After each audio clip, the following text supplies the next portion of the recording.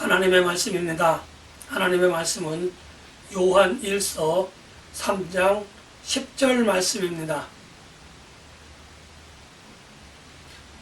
이러므로 하나님의 자녀들과 마귀의 자녀들이 드러나나니 의를 행하지 아니하는 자나 또는 그 형제를 사랑하지 아니하는 자는 하나님께 속하지 아니하니라.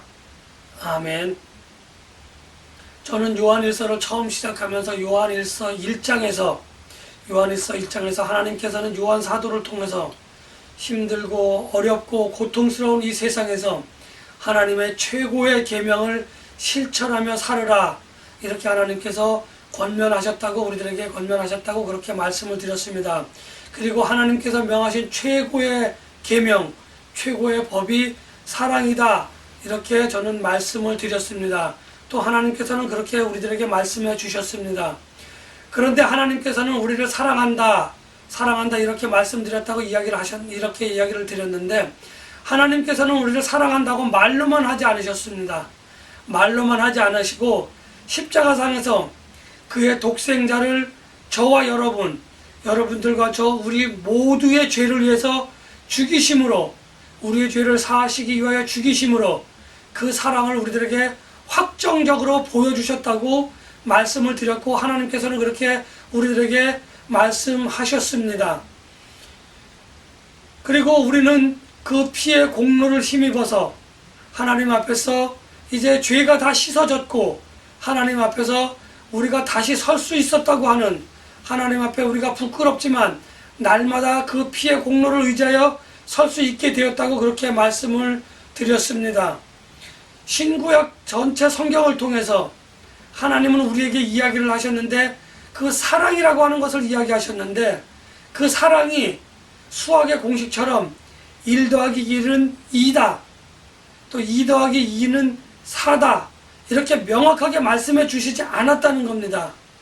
고린도전서 13장에도 보면 사랑은 뭐하고, 사랑은 뭐하고, 사랑은 어떻게 하고 어떻게 하라고 얘기만 했지, 사랑은 이게 사랑이다 이렇게 말씀 안 해주셨어요. 그리고 하나님께서도 말로만 사랑하신 게 아니라는 것은 우리가 잘 알고 있습니다. 그래서 사랑이라고 하는 것이 성경에 어떻게 정의가 내려져 있는지 정확하게 내려져 있는 부분은 없습니다. 그런데 하나님께서는 우리에게 사랑하라 이렇게 이야기하죠. 하나님을 사랑하고 내 이웃을 사랑하라 이렇게 이야기합니다. 사랑이라고 하는 것에 관해서 하나님이 명확하게 정의를 내리지 않으신 목적이 무엇일까 가만히 생각을 해보았습니다.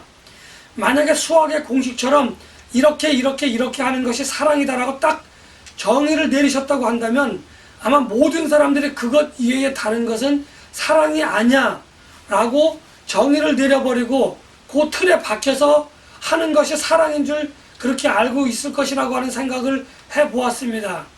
그래서 하나님께서는 사랑이라고 하는 것이 이렇게 하는 것이 사랑이다라고 정의를 내려주시지 않고, 그 대신에 성경 여러 곳에서 이것도 사랑이고 저것도 사랑이면서 사람들이 말로 하는 사랑을 이렇게 사랑이라고 보여주신 게 아니라, 어떤 사람이 무엇을 행한 것이다, 이 사람이 이렇게 행한 것이 사랑이다, 이것이 이렇게 행한 것이 사랑이다, 이렇게 이야기를 하셨어요. 그래서 하나님께서 십자가에서 예수님을 못 박아 죽이심으로 여러분들과 저와 여러분들의 죄를 사하여 주신 것도 사랑을 확증하셨다고 이야기하셨지, 그것이 사랑이다 이렇게 이야기하지 않으셨다는 겁니다. 그래서 가만히 생각해 보니까 사랑은 말로 정의를 내리는 것이 아니라 사랑은 행하는 것이 사랑이다라고 하는 것을 제가 알 수 있었다는 거예요. 그러니까 우리가 앞으로 사랑을 얘기할 때 고린도전서 13장에 나온 것처럼 사랑은 언제나 오래 참고, 사랑은 언제나 온유하고, 이런 추상적인 단어를 사용하는 것이 사랑이 아니고 오래 참아야 하는 겁니다. 행동으로 나타나는 거예요. 온유해야 합니다. 온유한 마음을 가지고 그 사람을 대하는 것이 사랑이라는 거죠. 아, 내가 그냥 마음으로만 온유하면 돼. 그리고 그 사람을 그 온유한 마음을 가지고 대하여야 되는데 마음은 온유하게 갖고 있으면서 행동은 차갑게 대한다든지, 내가 마음으로는 오래 참아야 된다고 생각하면서 참지 못하고 즉시 화를 낸다든지 즉시 분노한다든지 하는 것은 사랑이 아니라는 거예요. 사랑을 알고는 있는데 실천하지 않는 그런 사랑이라는 거죠. 이러한 것은 진정한 의미의 사랑이 아니다고 저는 지난번에 말씀을 드렸어요. 그래서 하나님이 원하시는 사랑은 어떤 특정한 조건 속에서 특정한 일을 행하는 것이 사랑이 아니라 이러한 환경 속에서는 이렇게 행하고 저러한 환경 속에서는 저렇게 행하는 것이 사랑이다, 이렇게 우리들에게 말씀을 해주신 겁니다. 장소와 시간과 환경의 구애를 받지 않고 행하는 것이 사랑이다, 이렇게 이야기를 해주고 계시다라는 거죠. 그런데 우리에게 중요한 것은 뭐냐면 우리가 사랑을 아는 것이 중요하다는 것이 아니라는 거죠. 사랑을 행하는 것이 사랑이다, 알고 있는 것을 행하는 것이 사랑이다, 이렇게 말씀을 드렸어요. 저는 지난주에 우리가 알고 있는 것이 중요한 것이 아니라 우리가 행하는 것이 살아있는 믿음이고 우리가 행하는 것이 헛된 믿음이 아니다, 이렇게 저는 말씀을 드렸습니다. 거꾸로 이야기하면 알고만 있는 사랑은, 행하지 않는 믿음은 헛된 믿음이고 죽어있는 믿음이라, 이렇게 하나님께서는 우리들에게 말씀을 주셨다는 겁니다. 그러면서 과연 사랑을 행하는 사람이 하나님의 자녀인데, 그러면 누가 하나님의 자녀라는 거죠? 사랑을 알고 있는 사람이 하나님의 자녀냐, 사랑을 알면서 행하지 않는 사람이 하나님의 자녀냐, 알면서 행하는 사람이 하나님의 자녀냐 하는 기준을 오늘 우리들에게 주셨다는 겁니다. 그래서 그것의 기준이 뭐냐면 과연 그 사람이 정말 하나님께서 창세기에서부터 요한계시록에 이르기까지 쭉 여러 가지 형태로 우리들에게 보여주신 사랑, 지식적인 사랑이 아니라 행함이 있는 그 사랑을 쭉 보여주셨는데 과연 그것을 행하느냐 행하지 않느냐를 가지고 이제 하나님께서는 당신이 내가 하나님의 자녀냐 아니냐는 판별 기준을 삼으셨다고 하는 것을 우리는 기억해야 될 필요가 있습니다. 하나님께서는 우리들을 사랑하셨기 때문에, 우리들을 은혜로 불러주셨기 때문에 우리는 구원을 받을 수 있었던 거예요. 만약에 하나님이 하나님께서 창조하신 온 우주가 아담의 범죄로 말미암아 하나님께 저주를 받으셨을 때 하나님께서 그 저주의 상태로 그냥 내버려 두셨다고 한다면 저와 여러분은 영원한 형벌을 받을 수밖에 없는 겁니다. 하나님의 사랑이 없었다고 한다면 우리는 영원히 저주를 받을 수밖에 없어요. 그래서 하나님께서는 우리를 사랑해 주셔서 메시아를 우리들에게 보내주시겠다, 구원자를 우리들에게 보내주시겠다 말씀하셨고, 그 말씀하신 구원자를 우리들에게 보내주셨고 우리들에게 나타나셔서 우리가 눈으로 보았습니다. 그리고 어떤 사람은 만져보았고 어떤 사람은 그가 하는 말을 직접 들었다는 거죠. 이렇게 하나님께서는 말씀하신 것을 우리들에게 나타내 보여주셨다, 행함으로 우리들에게 나타내 보여주셨다는 거예요. 그리고 그것으로 끝나지 않고 그를 화목제물로 십자가상에서 받아주심으로 인해서 자 봐라, 내가 너희들을 사랑하는 것을 이렇게 직접 몸소 보여주었으니까 너희도 이 사랑을 가서 실천해라, 이렇게 이야기하신 거예요. 모든 족속으로 제자를 삼는 것은 가서 복음을 전하는 것입니다. 복음을 전한다고 하는 것은 예수님의 삶을, 예수님의 메시아 되심을 전하시는 것인데, 그 전하는 자가 예수님처럼 그곳에서 죽어서 녹아서 그들의 삶 속에 묻어 들어가지 않으면, 그들의 삶 속에 녹아서 들어가지 않으면 그 복음을 어쩌면 전하는 것이 헛된 복음이 될 수도 있다는 겁니다. 만약에 우리가 복음을 전하러 가서 그들과 우리가 별도의 삶을 살고 있는 우월주의적인 삶을 살고 있다고 한다면, 나는 구원자고 하나님의 자녀고 너는 구원자가 아니고 너는 구원받은 사람이 아니고 아직 너는 사탄의 자식들이니까 너희들은 참으로 불쌍해, 이렇게 불쌍히 여기는 마음을 가지고 복음을 전하였다고 한다면, 그리고 그들과 함께 고통하는 마음, 고통하는 그 마음, 그들이 고통받는 그 삶 속에 우리가 녹아 들어가서 복음을 전하지 않았다고 한다면 우리들은 그들에게 효과적인 복음을 전하지 못하였다, 이렇게 말씀을 드릴 수가 있는 겁니다. 예수님의 죽으심이 나를 위해서 죽으셨다는 것을 나는 알고 나는 그것을 믿고 나는 받아들였는데, 저 사람들이 과연 예수님의 죽으심이 자기를 위하여 죽었다고 하는 그 믿음의 고백을 드러낼 수 있는 그런 심정을 가지고 내 자신을 정말 죽여가는 그 마음으로, 희생해가는 마음으로 그들에게 복음을 전하고 그들과 여전히 복음 안에서 소통하고 있는지, 그 부분을 우리가 잘 살펴볼 필요가 있다는 겁니다. 그래서 복음을 전하는 것으로 끝나는 것이 아니라 그들이 복음을 믿는 마음으로 받아들일 때까지 여전히 소통하는 마음을 가지고 우리는 그들을 위하여 기도하고, 정말 우리들의 땀방울이 핍박으로 되는 것 같은 그러한 고통과 인내하는 가운데, 고민하는 가운데 열과 성을 다하는 마음을 가지고 그들 한 심령을 위해서 기도하며 그렇게 그들에게 나아가야 할 것이라고 예수님께서는 보여주셨고, 그 일련의 과정들이 사랑을 마지막으로 확정적으로 우리에게 보여주는 그러한 실천함이라고 했다는 것을 우리는 기억해야 될 필요가 분명히 있다고 하는 겁니다. 이처럼 사랑을 실천한다고 하는 것은 복음을 전하는 것으로 끝나는 것이 아니라 내 목숨을, 내가 그들을 위해 모든 것을 희생할 수 있는 그 결단의 마음을 갖는 그 순간까지 우리가 그렇게 자기 자신을 희생할 줄 알아야 합니다. 이제 내가 죽어지면 아무것도 안 남을 것 같지만, 내가 죽어져서 비로소 작은 씨앗이 되었을 때에 그것이 싹이 나고 잎이 나고 열매가 맺어져서 더러는 30배, 더러는 60배, 더러는 100배의 열매가 맺혀져서 그 열매로 말미암아 그 복음을 들은 사람들이 먹고 마시며 하나님의 은혜 가운데 살아나갈 수 있다고 하는 것이 복음의 진리인 줄로 저는 분명하게 믿고 그렇게 나아간다고 하는 것을 여러분들에게 말씀을 드리고 싶습니다. 이제 하나님께서는 하나님의 자녀가 어떤 사람인지, 하나님의 자녀가 아닌 사탄의 자식들이 어떤 사람인지 가인과 아벨의 예를 들면서 우리들에게 말씀을 하시고 있습니다. 가인과 같은 삶을 살지 말라, 이렇게 이야기하고 있다는 겁니다. 가인은 그 예배를 드렸지만 하나님께서 받아주시지 아니하였고, 아벨은 예배를 드렸지만 하나님께서 받아주셨다고 하는 단순한 이유가 있지만, 그렇다고 한다면 왜 하나님께서는 누구의 제사는 받고 누구의 제사는 받지 않으셨는지 우리가 곰곰이 생각해 볼 필요가 있다는 것입니다. 가인의 제사와 아벨의 제사가 참 다른 점이 있다고 한다면, 가인의 제사는 진실함이 결여되어져 있고, 그는 그 진실함이 결여된 상태로 하나님께서 이 모든 것을 주셨다고 하는 그 감사하며 진실한 마음을 가지고 예배를 드리지 않았기 때문에, 비록 예배를 드렸다 할지라도, 제사를 드렸다 할지라도 하나님께서는 받아주시지 않았다는 겁니다. 반대로 아벨의 제사는 정말 믿음으로 하나님께서 이것을 주셨구나 하면서 내 마음과 뜻과 성품을 다하는 그 예배를 드렸을 때에 하나님께서는 그 예배를 받아주셨다는 겁니다. 그들이 드려지는 제물이, 그들이 제사에 드리는 그 제물이 풍성함의 그 결과가 있지 않고 풍성하게 드렸을지라 할지라도 진실되지 않고 참된 예배가 되지 않으면 하나님께서는 그 예배를 받아주시지 않는다는 겁니다.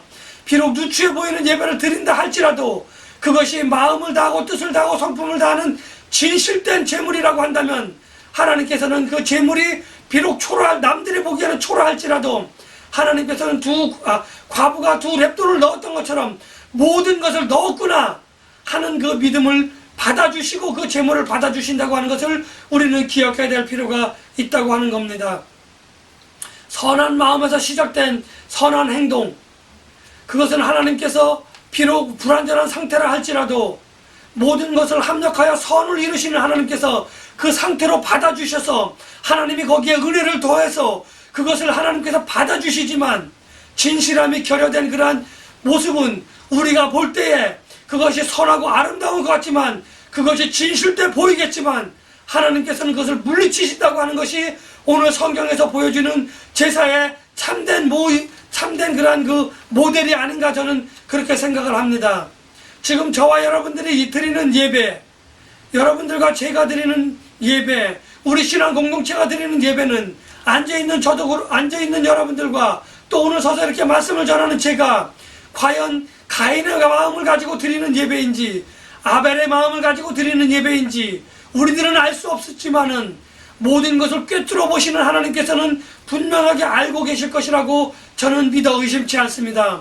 우리가 드리는 예배가 진실된 예배가 아니라고 한다면 오늘 저와 여러분들은 거룩하고 경건한 마음으로 예배를 드린다 할지라도 그 예배는 성령님이 주관하여 주시지 않는 예배이고 그 예배는 하나님이 받아주시지 않는 예배라고 하는 것은 분명한 사실이기 때문에 우리가 예배를 드릴 때마다, 우리가 찬양을 드릴 때마다, 우리가 함께 모여서 하나님을 위한 어떤 공동적인 행위를 할 때마다 우리는 다시 한번 자신의 모습을 돌아보고 마음가짐을 되짚어 볼 필요가 있다고 저는 여러분들에게 말씀을 드리고 있습니다. 세상은 점차적으로 미움과 시기와 질투와 다툼이 나날이 늘어가고 있습니다. 가진 자들은 갖지 못한 자들을 가지지 못한 자들을 멸시하고 조롱하기도 합니다. 가지지 못한 자들은 가진 자들을 미워하며 다툼을 가지고 시기와 질투하는 그러한 마음을 가지고 있습니다. 이렇게 가진 자와 가지지 못한 자들이 서로 대립하는 것 같이 하나님을 믿는 자들과 하나님의 말씀대로 살려고 하는 자들과 그 두 종류의 사람들은 서로 미워하며 시기하고 질투하고 서로를 멸시하며 서로를 천대하는 그러한 상태에 있다고 하는 것을 우리는 분명히 기억해야 됩니다. 하나님을 믿는 자들은 우리는 믿는 사람이고 우리는 구원을 받은 자들이기 때문에 너희들은 멸망의 자식들이야 이렇게 얘기하면서 그들을 천대하고 그들을 멸시하면서 위로를 받지만 그것은 진정한 의미의 사랑이 아닙니다. 세상의 사람들이 이제는 서로에게 칼끝을 겨누고 창끝을 겨누었다가 이제는 믿지 아니하는 자들은 믿는 사람들을 향하여 창끝을 겨누고 칼끝을 겨누며 그 총부리를 겨누고 있다고 하는 것을 우리는 깨달아야 할 것입니다. 그들이 우리를 향하여 시기하고 질투하는 미움과 다툼을 가지고 있다고 할지라도 우리는 결단코 그들을 향하여 시기하고 질투하며 미움과 다툼을 가지고 천대하며 멸시해서는 안 될 것입니다. 우리가 그렇게 행한다고 한다면 우리는 하나님의 사랑을 그들에게 결단코 전할 수 없고 그들을 구원의 반열로 불러들이고자 하시는 하나님의 은혜를 하나님의 사랑을 그들에게 전할 수 없다고 하는 것이 분명한 사실이기 때문에 세상이 우리를 향하여 그 끝을 겨누고 있다고 하더라도 우리는 그들에게 그 끝을 겨누며 다시 그들을 대적하고 그들을 향하여 우리도 똑같이 행하여서는 안 된다고 저는 분명하게 말씀을 드리고 싶습니다. 우리가 그들을 향하여 그들이 우리를 향하여 서로 멸시하며 천대하며 그렇게 대적한다고 하는 것은 우리가 좋은 것 같지만 우리에게 이로운 것 같지만 복음을 위하여서는 결코 좋은 행동이 아니라고 하는 것을 저는 여러분들에게 말씀을 전하고 싶습니다. 최고의 계명의 사랑을 전하는 것, 그것은 복음을 전하는 것이고 하나님께서 부르시는 그 음성이 우리들을 통하여 그들에게 전달되어져야 되고 하나님의 은혜가 우리에게 임하였던 것 같이 그들에게도 임하여야 한다고 하는 것을 우리는 기억합니다. 때로는 하나님은 저와 여러분들 가운데에 우리가 정말 생각지도 못한 방법으로 우리 곁에 서 계시다고 하는 것을 우리는 알아야 합니다. 어쩌면 우리가 멸시하고 천대하는 저들 가운데에 하나님의 모습이 있을 수도 있습니다. 어쩌면 저들이 멸시하고 천대하는 우리들의 마음 가운데에 하나님의 모습이 있을 수 있습니다. 그러나 저와 여러분들의 그러한 욕심이, 저와 여러분들의 교만함이, 저와 여러분들의 시기와 미움과 다툼과 질투가 하나님의 형상을 가린다고 한다면 우리는 우리의 삶 가운데에 그 자리에서 돌아서서 우리가 하나님의 영광을 가리웠던 것, 우리가 하나님의 사랑을 가리웠던 것, 우리가 하나님의 사랑을 막았던 것을 우리는 그 자리에서 회개하며 무릎 꿇고 주님 앞에 자복해야 할 것을 저는 여러분들에게 말씀을 드리고 싶습니다. 우리가 복음으로 인하여, 우리가 하나님의 말씀으로 인하여 저들에게 고난을 받고 고통을 받는다고 한다면, 시기와 질투로 인하여 적대시 받고 멸시와 천대를 받는다고 한다면 그것은 참으로 다행한 일인 것입니다. 우리들 가운데에 나타난 작은 예수 그리스도, 비로소 저와 여러분들은 크리스찬이라고 하는 칭호를 저들에게 받았던 것입니다.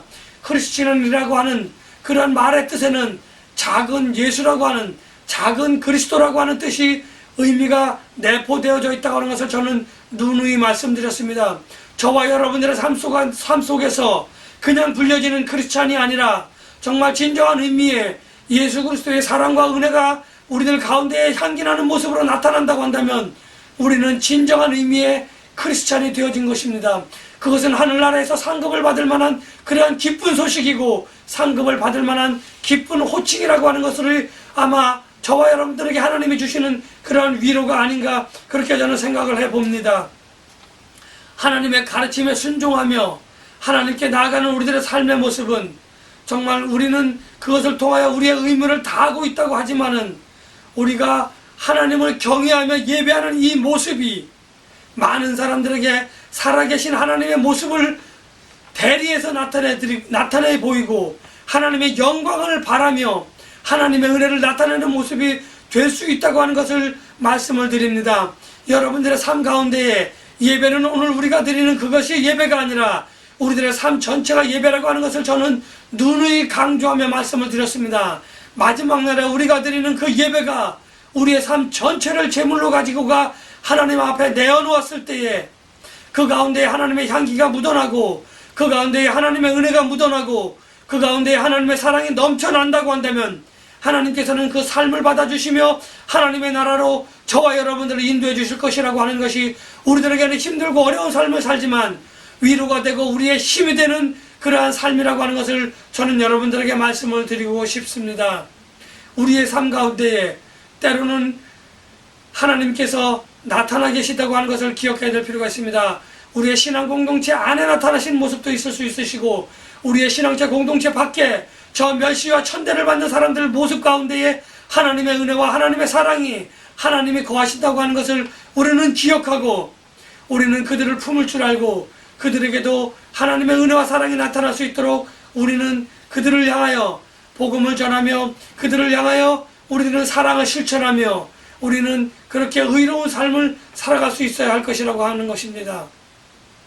하나님을 경외하는 모습이 우리들 삶 가운데가 아니라 저들의 삶 가운데서도 이루어질 수 있도록 성령님께서 힘주시고 성령님께서 감동하시며 감하심을 주셔서 우리들 삶 가운데에 하나님의 사랑을 실천하며 하나님의 은혜를 지나는 하나님의 은혜를 전하는 여러분들과 저와 여러분들 우리 모두가 되시기를 예수님의 이름으로 간절히 축복하며 기도합니다.